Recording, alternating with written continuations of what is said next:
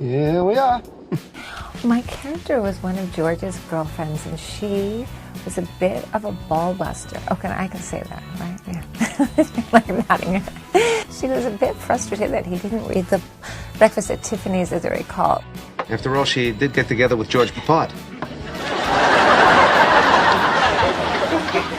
I mean, Fred. George, Fred's gay. Well, he had a bunch of little habits that were kind of bizarre. Like he had to take everything off as a grown man to go to the bathroom. Anybody see that poster in there? That is weird, wild stuff. Huh? And then I remember he hadn't read the book. It was deceptive, and I was frustrated that he hadn't read the book, that he had just reflected on the movie. This is George. Would you mind if he watched Breakfast at Tiffany's with us? Once we started working on it, just, reading it and staging it, it was like such a well-oiled machine, and everyone was so nice, and it's funny how those shows are, both Seinfeld and Friends, are so well known and so mysterious, and everybody was like, how would it feel to be? But at that time in LA, also, you have to remember, most women my age were either aspiring to or had been one of George's girlfriends. And I'm sorry we've kept Lindsay so long. Oh, no, not at all. It was like the thing you did as a young actress in her late 20s. Kind of Jewish-looking actress who could be kind of funny, you would probably be called in to be one of George's girlfriends. So there was many of us. It was like a rite of passage. Yeah. I'm going to walk Nana and Aunt Phyllis to the elevator. George, do you mind waiting just one more minute? I remember thinking, this is awful to say, but I wasn't a huge TV watcher. I'm still not a huge TV watcher. But I remember thinking how insanely funny it was. The funny thing about that, it's like the setup is so brilliant that you have to do very little. Like, they were such a genius system of making it funny, and George making it funny, that you just kind of plugged yourself in, and people would scream with laughter. That was what I remember, was the audience too. They would just be screaming with laughter.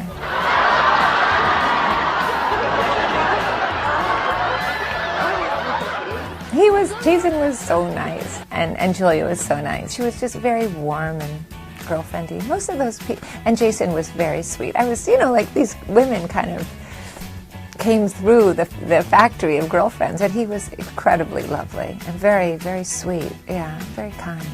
You see, there was this craziness to doing those episodes of Seinfeld, because the one called The Gymnast featured my best friend in the world, this amazing actress named Elena Lovinson, who's Romanian, which is probably why they cast her as the gymnast. Ceausescu.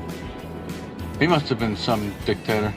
Oh, yes. And at that point in time, we went to college together, and then she was living in France, and then she was back in New York, and somehow the casting director heard about her, and in the most bizarre confluence of events, I was in LA, and I hadn't been in touch with her, and this is my closest friend in the world, and she calls me to say she's coming to LA because they have cast her as a Romanian gymnast in Seinfeld, which she never had really even watched. She's very European.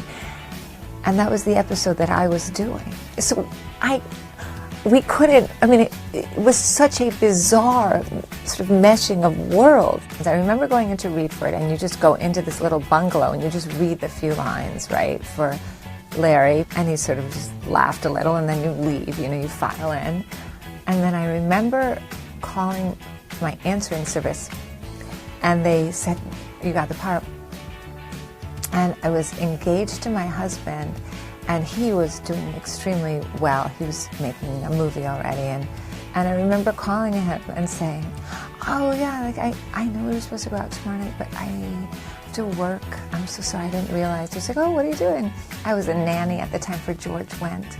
And he said something like, oh, what are you doing? Do you have to babysit? I was like, no, I'm on Seinfeld.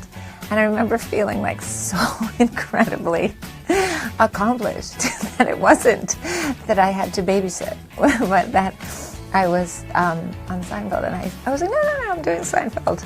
As though there was like a slew of television shows that I was doing that week. And this was one of them. People bring up Seinfeld in Europe. That's more where people will say, where people watch it, you know, it has this international appeal, of course. She didn't want the constraints of any relationship. That's why she got rid of the cat. The most important thing in Holly's life was her independence. And people will actually bring up the book episode where he doesn't read Breakfast at Tiffany's more than the Eclair one. Well, New York humor is where it's at, like the complexity of New York humor and the absurdity of those circumstances.